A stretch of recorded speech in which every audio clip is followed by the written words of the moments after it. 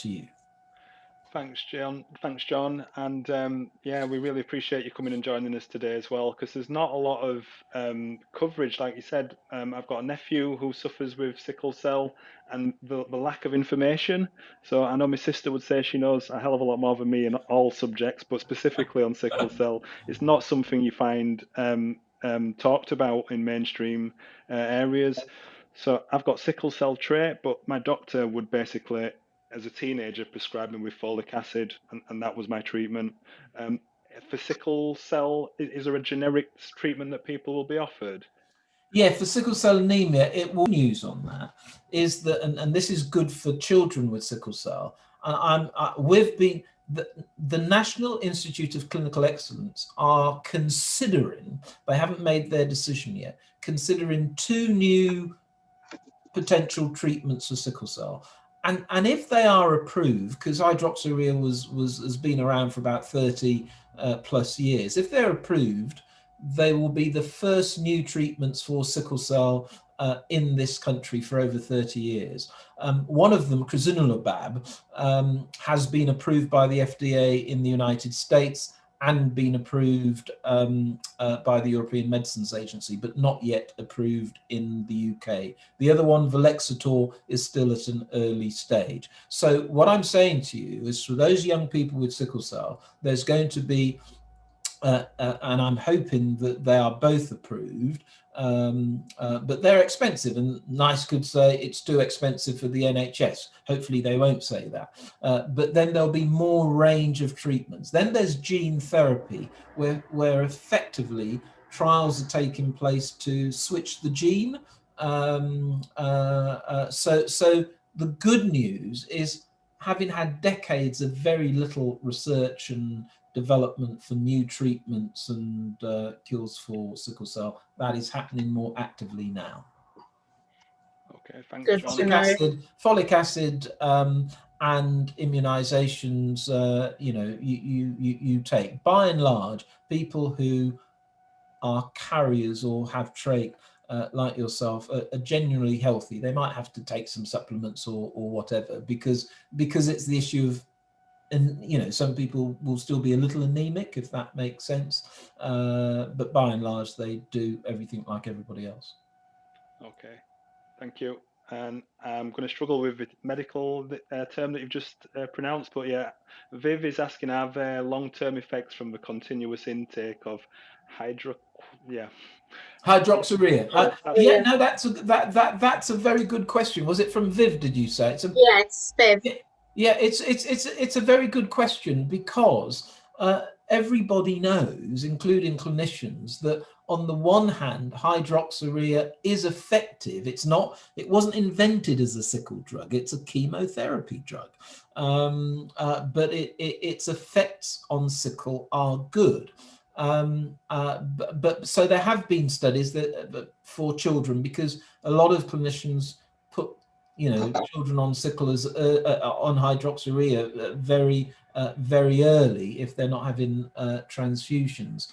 And I think there's more research to be done on the lasting effects. There's no evidence at the moment to suggest that hydroxyurea of itself causes any other complications than those that I described to you. So the ones about necrosis of the hip and all in that chart that I gave you, let's assume you were not getting hydroxyurea and being treated by blood transfusion. You could still have necrosis of the hip. You would still have all those other conditions. So there's no evidence at the moment, Viv, but it is something that is being looked at.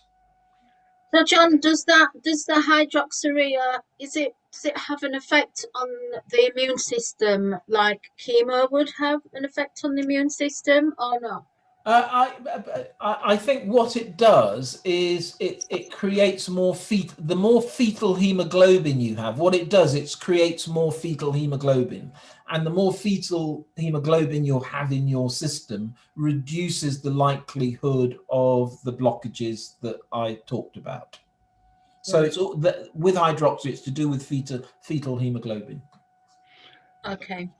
Yeah, So, and then another question is about doctors. When you present at a doctor surgery with either, like you said, symptoms or if you are diagnosed now, is there any resistance from doctors about what and how to treat it? Because Good, yeah, good question. And I'll illustrate it with a couple of examples. That's a really good question.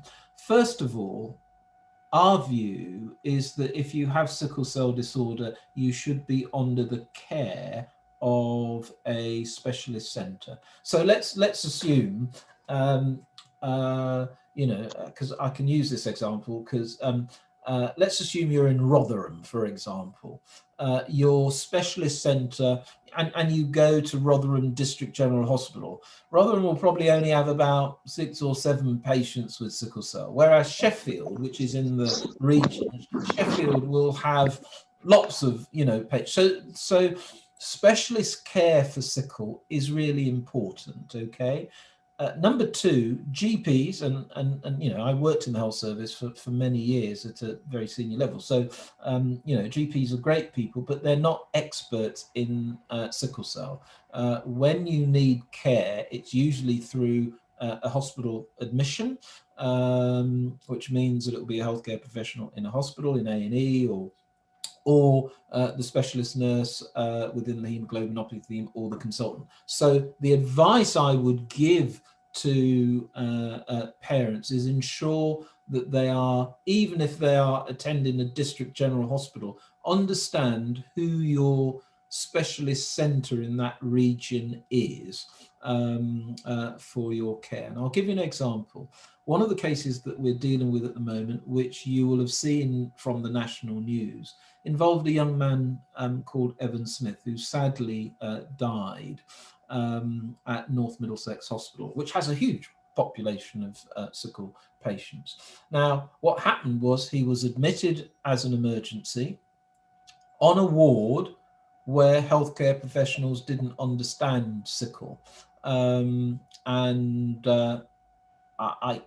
coroner's report has all the facts, but probably didn't believe he was in pain, and sadly and tragically he died, and that illustrates that even today in 2021, if you happen to be admitted at 2 o'clock in the morning and you happen not to be on a hematology ward, there are risks. And our view as a society is we want sickle to be compulsory on the nursing curriculum, rather than it being ad hoc as it is at the moment. yeah. there's a question as well, John, from Rosemary. She said, as someone living with a sickle cell trait who has passed it on to 2 of her children, she's been less worried about it than the healthcare providers. Once her tests came back, can the trait worsen with age, and does it aggravate other iron deficiencies? Good question. The evidence, it's a really good question. The evidence, and I repeat what I said earlier, is that if you are a carrier, you lead a normal life. There is no evidence to say that if you are a carrier, your mortality, in other words, you die before other people. You lead a normal life. There are some people who are carriers who say they can be a bit anemic, and if it's cold, it affects them. But if it's cold, I think for black and brown people, if it's cold, it affects all of us in one way or t'other. So the answer to your question is there's no evidence to say that if you have trait or you're a carrier, that your health deteriorates with age. You might have other comorbidities that will affect you. So, you might be a diabetic, or you might have asthma, but those are separate issues. Sickle of itself as a carrier doesn't mean you live your life like anybody else. Okay, thanks again, John. There's lots of questions. So, is there a specific lifestyle? I think you've partly covered this, but if you've got the full sickle cell anemia, is there a particular lifestyle you should follow? And is there a lifespan for the illness? Yes, I'll address all of those. Our advice as an organisation, and clinicians will say the same: good diet, gentle exercise, and keep warm, and certainly in winter. And the point I made about peers, this is a true story of a 19-year-old girl. She went to New York with some university friends. And of course, when you're 18, 19, I can only speak for myself. But, you go out and you have a good time, and you're, actually, the thing is that smoking, alcohol, and those, the young lady that I'm talking to had a severe crisis, was admitted to hospital in New York and nearly died. And why she nearly died was that she wasn't moderating. She can still have a good time, but she wasn't moderating what she needed to do to recognize her condition. So that's the important thing. The good news is that people with sickle are living longer, and that's to do with specialist care, with more information and advice, are living longer. So we did a podcast about the new vaccines, and sort of encouraging people to take their vaccines in terms of balance of risk. And we had an 80-year-old lady who has SS and sickle cell. So the earlier mortality, and there is earlier mortality with sickle cell, even though people are living longer, is linked to other comorbidities as well. So the complications that you get from sickle, and certainly if you look at the last year, which is the most recent evidence of COVID, the small number of people who died had other comorbidities that were serious alongside their sickle, which I think mirrors what's happened in terms of the general population. So yes, people with sickle, don't live as long as people who don't have sickle, but they are living longer. And the 80-year-old person is an example of that. And certainly in parts of Africa, when children were born with sickle, people say, well, you won't get past 20 years of age, which is really depressing. But actually, even in Africa, the Caribbean, and other parts of the world, people are living longer. Good news. Thanks, John. And we've got Joy's got a hand up. Joy. Hi, John. Fantastic presentation. Just Thank one you, question. As we live in the UK and our country becomes more blended as far as interracial relationships, do you see an increase in the amount of cases of sickle cell in the future? That's a very good question, Joy. A really good question. And I believe that if you look at sickle cell in this country and other parts of the country, it plateaued for a little while. But it's on the increase. And it's on the increase partly because I think, when you might be having a child with sickle, today that there's still potential for those children to achieve. Yes, it's a debilitating and dreadful, but there are doctors with sickle cell, there are lawyers with sickle cell, so you can achieve if you are well looked after, and so forth. But to your point, if you accept my argument that this is a global condition, whether you're in Africa, and it's all parts of Africa, not only West Africa. If you're in Africa, you're in the Caribbean, the United States has lots and lots of people with sickle cell. So and of course, as I said, there are mixed race people with sickle cell, there are white people with sickle cell. So the notion of you meeting somebody who might be a carrier is pretty high. and it's pretty high in places like the Caribbean and Africa. You know, I think there was a figure in Nigeria alone. Nigeria is a big country. In Nigeria alone, there might be over 40 million healthy carriers out there.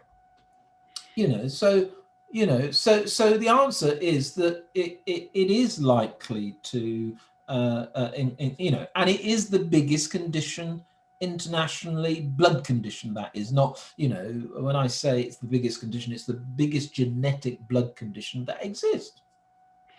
Thanks, John, and I appreciate you've been speaking for probably just close to an hour now, but there are a few more questions if you're okay. Yeah, I'm okay with that, Mark. It's a pleasure. It's a pleasure. Thank you. Good stuff. Yeah. So from John, he says that some sickle cell sufferers react differently to single cell with living normal lives. Is there any research as to why? I'm not sure. Read that question for me again, Mark. I'm not sure I got it. Okay, and if John's in the room and he wants to unmute, if you want to ask the question again or type it in, but it does say some sickle cell sufferers react differently to single cell, unless it's sickle cell. With John's got his hand raised, so we'll let him. Okay, John. Okay, yeah, thank you. My question is that I am HBSC, and I know I'm 55 now, and I don't suffer much of the effects of sickle cell. Right. The real thing is that different people react to the effects of sickle cell across board. And is there any research as to regards this maybe level of reaction to these effects across the Black population? Good question, John. Good question. And there was a slide earlier on that I gave, John, and I'm glad I did it that way, because a lot of people describe HBSS or HBSC. So SC, for everybody, SC is generally regarded as, inverted commas, and I use inverted commas because you can't paint everybody, but SC is regarded as generally a milder form. The most serious, as I said, is SS, and therefore, John, there are many people who I've spoken to who are SC who don't have there'll be the occasional crisis. So it affects everybody differently. And there is research being, taking place on those, which is why I'm able to say, people with SC generally, not 100%, have a milder form of sickle cell. So you would be in that category, John. Okay. Okay, we've got another question, and it's Talkways. Also, the blood transfusions help, especially now they are trying to match the blood RO type, which is prominently in people with African descent. Mm-hmm. Yeah, that's correct, and that's why we're doing the work we do to get more Black people to become donors, because there's not enough blood. But the person who asked that question is absolutely spot on, and RO is one of those categories of blood where supplies are not as where they should be. Okay, and yeah, I think John's question's been answered, hasn't it? So yeah, yes. Portia. Hi Portia, I hope you're okay. And I'll read your question, but jump in if I do make a mess of it. So yeah, it's okay about coming late. So she's a parent of someone with beta sickle thalassemia. It's really important that doctors recognise our knowledge and experience. Also, sickle cell is probably one of the fastest growing, I'm going to try, hemoglobinopathies in the UK. Well done, Mark. You get a medal for that, my friend. Well done. Yeah. Perhaps this might stimulate more support from the government. Matt Hancock said he would look at it and then did nothing. What more can we do? Mm-hmm. Well, I tell you what you can do. So, Portia, well done. Good points. And it's important that we speak up, first of all, because you know, politicians are politicians, you know, so we are campaigning to get better resources for sickle cell. I mentioned earlier the importance of getting your child or yourself to be part of a specialist centre, particularly if you're going to a DGH where the haematologist doesn't see lots of people with sickle cell. And one of the things our organisation advocates is to get parents and individuals talking. So that's why I say we need your support, and always write to your MP, because when it comes to election time, their ears prick up then, you know, after the election, oh, well, we've won, we can, you know, but I think that we as a community, and I'm using the terms Black Lives Matter, you know, given that sickle is diverse, but it is about speaking up and supporting the work that we're trying to do. You know, I mean, it was the Sickle Cell Society who identified that those people who had sickle and were having support from personal independence payments and DLA were often refused. Why were they often refused? Because the people who were making the decisions knew very little about sickle cell. One of them said, but they look all right.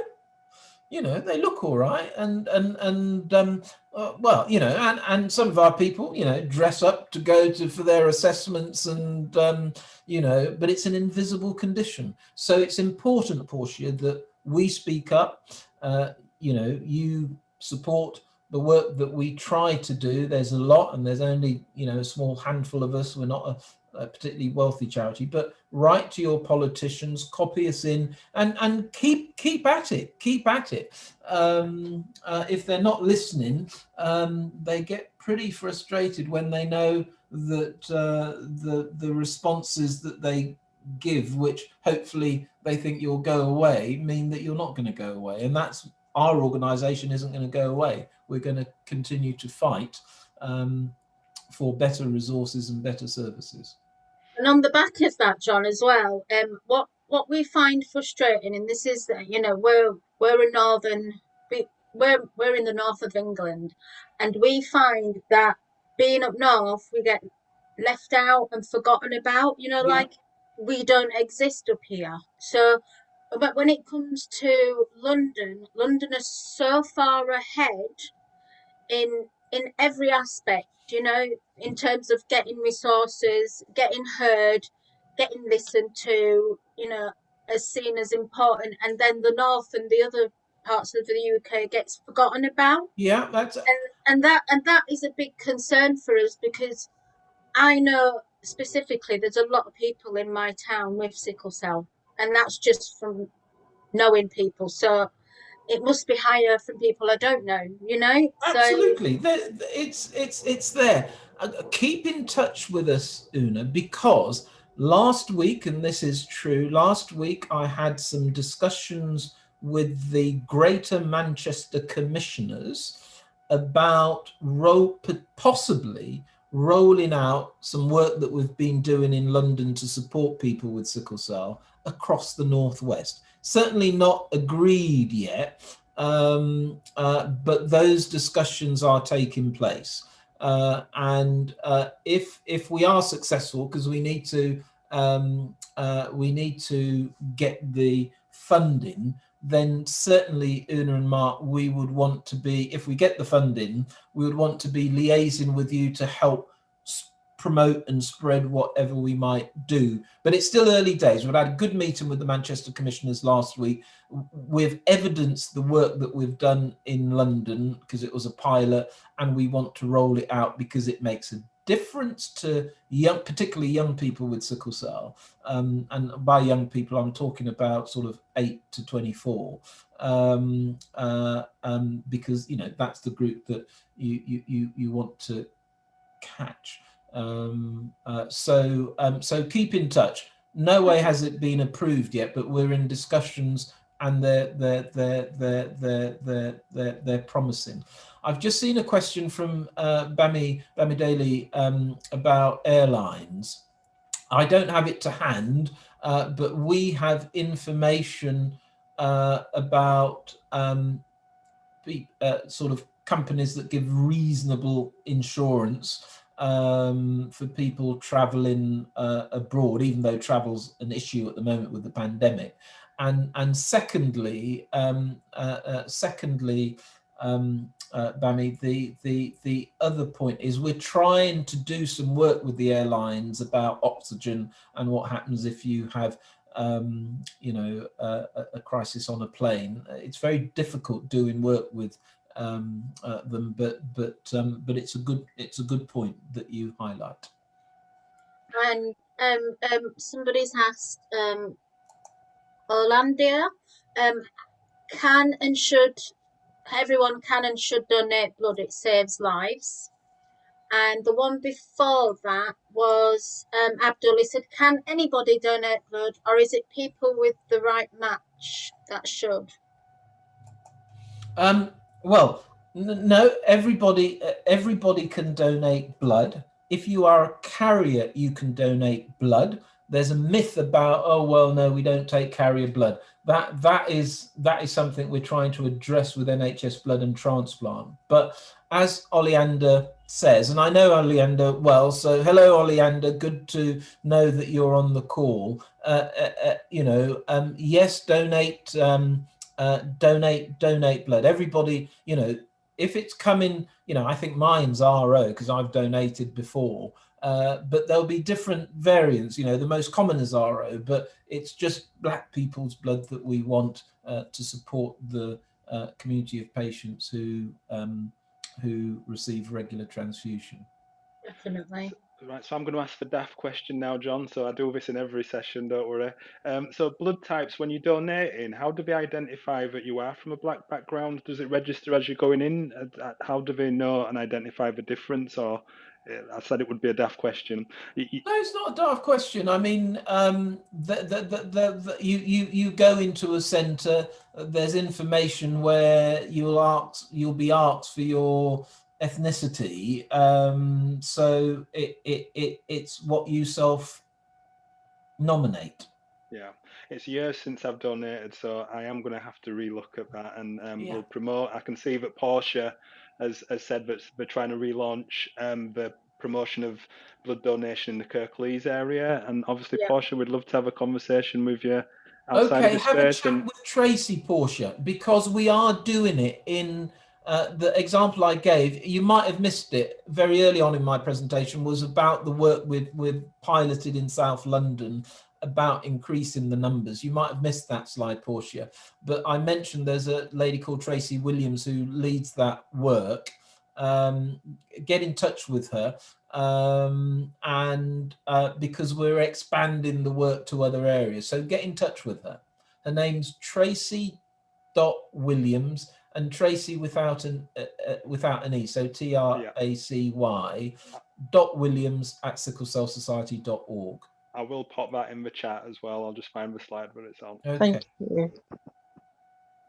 I can see Johnny's indicating as well before we read any more, and I really appreciate the length of time. Not here, at all. John, I've enjoyed it. Listen, you and Una have been great. It's been a privilege, and to Una's point, we know we're not a London-centric organisation. We do work in other parts of the country, Bristol in the southwest, and we've done work in Manchester before. But we know, unlike the Midlands, the North is sometimes not as connected, but we've got supporters up there. So it's been a pleasure and a privilege to talk to you, and I hope that Una and Mark will keep connected, and that people like Portia and others connect with people like Tracy in terms of helping out, because all that plays to is how we can help spread awareness and help people in those parts of the Northwest that